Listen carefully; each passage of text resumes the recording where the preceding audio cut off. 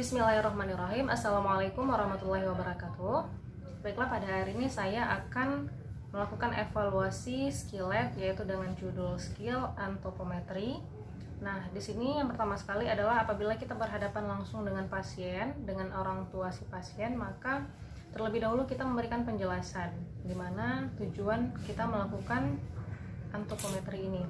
Kita jelaskan, baik Ibu, pada hari ini saya akan melakukan pemeriksaan antropometri pada anak Ibu yang bertujuan untuk mengetahui serta memantau tumbuh kembang dari anak Ibu, ya Bu ya.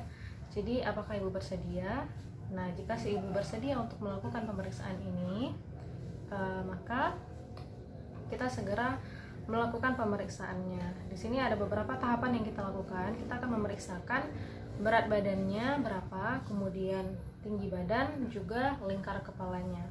Nah, jadi di sini yang pertama sekali adalah kita melakukan pengukuran berat badan dengan menggunakan timbangan bayi apabila anaknya masih bayi.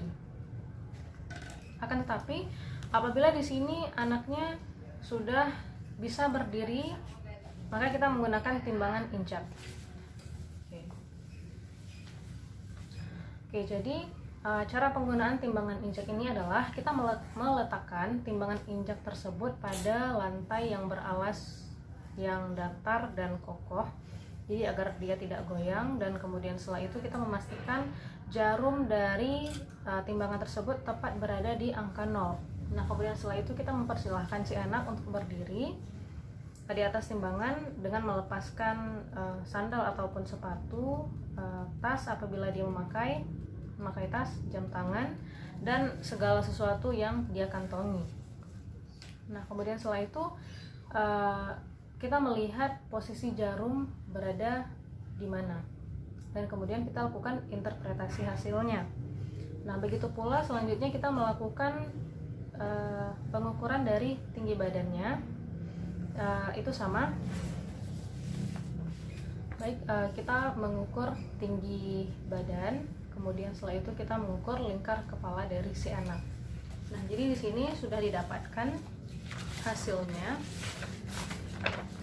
Jadi di sini saya mendapatkan kasus yang telah diberikan oleh dosen saya. Jadi di sini ada anak usia 9 tahun dengan berat badannya 43 kg dan juga lingkar kepalanya 54 cm dengan tinggi badan 154 cm. Nah, di sini jenis kelaminnya laki-laki. Nah, di sini saya akan memasukkan hasil data yang sudah saya periksakan tadi pada kurva CDC 2000. Jadi apabila anak berumur 0 sampai dengan 5 bulan itu biasanya menggunakan kurva atau tabel dari WHO, akan tetapi apabila anak berumur 2 sampai dengan 20 tahun maka itu menggunakan tabel atau kurva CDC 2000. Baik, di sini saya sudah menyiapkan kurvanya. Oke, baik, sekarang saya akan melanjutkan cara pengisian dari tabel CDC 2000 ini. Jangan lupa kita tuliskan terlebih dahulu nama anaknya.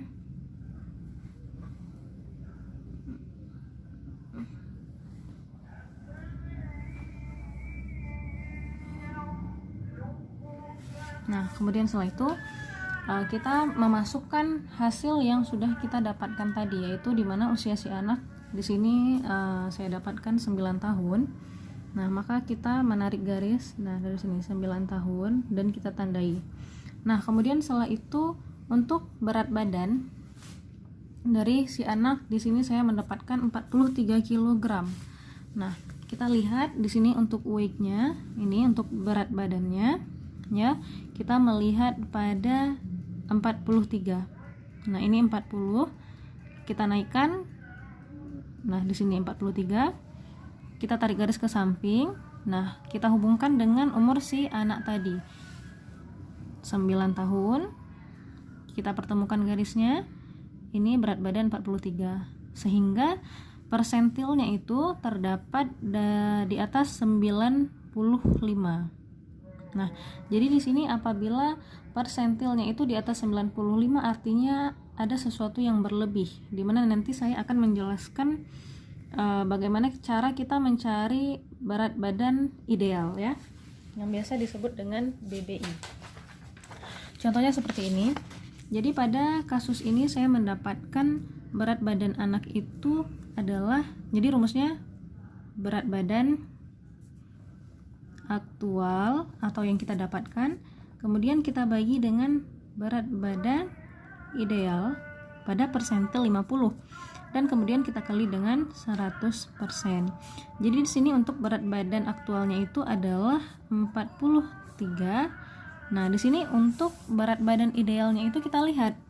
Nah, tadi kan berat badannya 43 kg dengan usia 9 tahun. Nah, di sini di atas persentil 95. Nah, untuk kita mendapatkan berapa berat badan idealnya, maka kita tarik garis ke persentil 50-nya. Nah, ini adalah persentil 50. Jadi kira-kira anak usia 9 tahun itu normal berat badannya adalah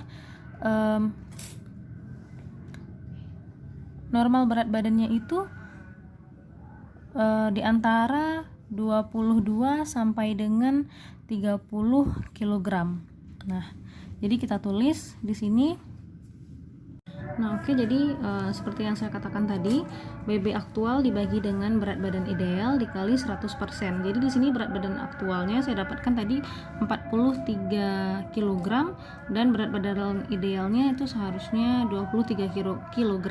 Ini dikali dengan 100%, maka hasilnya 186%. Nah, artinya di sini si anak dia mengalami obesitas. Kenapa begitu? Karena di sini ada interpretasinya. Apabila hasilnya itu di bawah 70%, maka itu termasuk gizi buruk. Apabila hasilnya 70 sampai dengan 90%, itu termasuk gizi yang kurang. Apabila 90 sampai dengan 110% itu gizi baik, dan 110 sampai dengan 120% itu overweight, sedangkan di atas 120 itu disebut dengan obesitas. Nah, jadi si anak di sini didapatkan hasilnya 186%, artinya dia obesitas. Nah, kemudian selanjutnya tinggi badan ya. Si anak di sini tadi tingginya 154 cm. Nah, kita tarik garis seperti ini. Tadi usianya 9 tahun ya. Kemudian kita tarik garis di sini 154. Kita tarik ke samping sehingga titik temunya di sini. Nah, untuk kita mencari tahu berapa tinggi ideal pada anak ini, itu kita mencari di persentil 50 di sini ya. Jadi untuk anak usia 9 tahun itu kira-kira tinggi badannya itu 133 atau 134 cm. Jadi seperti itu. Nah, kemudian setelah itu di sini, nah kemudian kita lanjutkan di sini untuk pengukuran dari lingkar kepala, kita menggunakan kurva Nillhouse ya. Di sini sudah ada kurva Nillhouse-nya. Jadi di sini untuk umurnya tadi 9 tahun. Jadi di sini kemudian kita tarik garis ke atas, dan tadi lingkar kepalanya itu 54 cm. Jadi titik temunya adalah di sini ya. Artinya dia masih di bawah garis putus-putus plus 2 SD ya. Jadi di sini minus 2 SD itu artinya si anak mengalami lingkar kepala dengan mikrosefalus, sedangkan di atas 2 SD itu artinya dia makrosefalus. Nah, apabila dia berada di bawah plus 2 SD ini artinya masih di batas 50% min ini, artinya lingkar kepalanya itu masih dalam batas normal. Nah, baiklah, sekian video dari saya. Apabila ada kesalahan, saya sangat mohon untuk diberikan masukan serta kritikan. Sekian dari saya. Wabillahi taufiq wal hidayah. Wassalamualaikum warahmatullahi wabarakatuh.